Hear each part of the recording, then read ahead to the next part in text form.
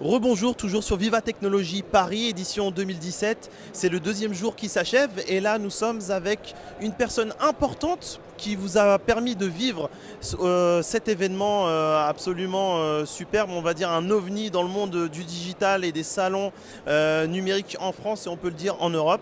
C'est Yael qui est la responsable de la communication et des partenariats médias de Viva Technologie. Bonjour Yael. Bonjour. Alors je peux pas dire je suis importante, en fait c'est Viva Technologie surtout qui est un événement très très important et qui est vraiment, je veux dire, européen, voire mondial, un des plus grands événements mondiaux et c'est la deuxième édition cette année. Justement, qu'est-ce qui a changé par rapport à la première édition? La première édition, moi j'avais eu l'impression, en tout cas comme beaucoup, on en a entendu parler vraiment presque au dernier moment. On y est allé par curiosité et on s'est dit waouh, c'est une superbe surprise, vraiment comme on dit un ovni, vraiment dans le monde des salons, du numérique qui était un peu restreint, qui était un peu ancien dans l'Hexagone. Et nous, notamment sur Startup Live, on a l'habitude de couvrir des salons à l'international et on s'est dit voilà, enfin un superbe beau salon, moderne, dynamique en France. Qu'est-ce qui a changé depuis l'année dernière ?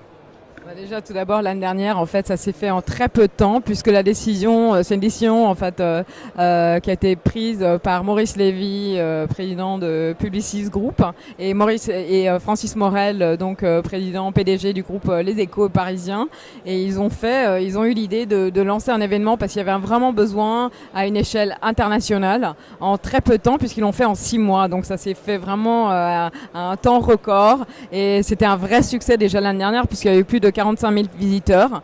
Cette année, on a vu les choses encore plus grandes, mais on a eu la chance puisqu'on a eu un peu de temps avant. Et maintenant, cet événement est juste mondial. Et on a plus de 50, on attend plus de 50 000 personnes. Donc, il y a beaucoup plus d'innovation. C'est beaucoup plus international. On a énormément de partenaires médias. L'année dernière, en exemple, on a eu 9 partenaires médias. Cette année, on avait 65 partenaires médias et les très, très grands médias. On a des startups du monde entier qui participent.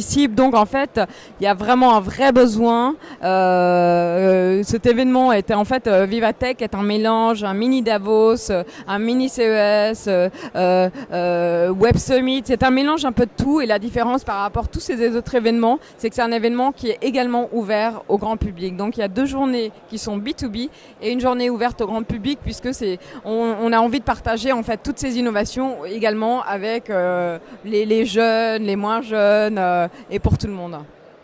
Effectivement, c'est ce qu'on disait nous ce matin sur notre premier plateau télé qu'on a fait ici en direct de Viva Technologie. C'est vraiment cette adéquation entre vraiment la présentation d'innovation qu'on peut trouver un peu comme sur d'autres salons, mais là en fait on a l'impression de pouvoir toucher concrètement le futur. Et avec les 2 premiers jours qui sont vraiment orientés business, entreprise, partenariat, échange entre les startups qui ont les idées, les innovations et les grands groupes qui sont moteurs pour faire confiance à ces jeunes entreprises, à ces talents. Et vraiment la bonne idée, c'est l'adéquation, c'est ce dernier jour pour permettre au grand public, au futur utilisateur final de pouvoir toucher vraiment concrètement du doigt le futur.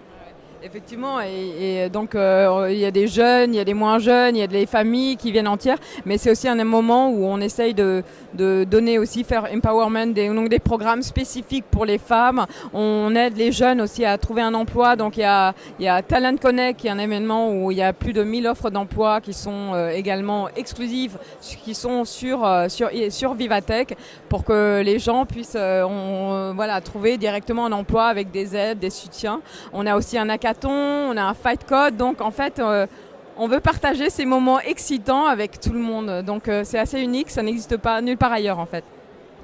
C'est superbe, c'est magnifique. Il reste encore une journée, donc demain, c'est la journée grand public. Donc si vous n'avez pas pu assister aux 2 premières journées, venez demain, samedi, porte de Versailles à Paris. En plus, c'est avec un tarif vraiment accessible.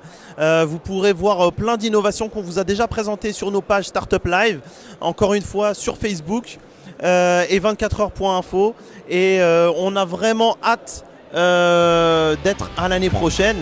Poursuivre. Et en fait, ce qui est intéressant, c'est qu'on a déjà eu des interviews de startups qui étaient déjà présents à la première édition. Et en fait, il y a un cheminement. Il Il y a une évolution, on a vu leurs évolutions. Vous pourrez retrouver l'ensemble de ces interviews sur nos pages startup.live sur Facebook. Et merci beaucoup Yael pour ce très bel événement.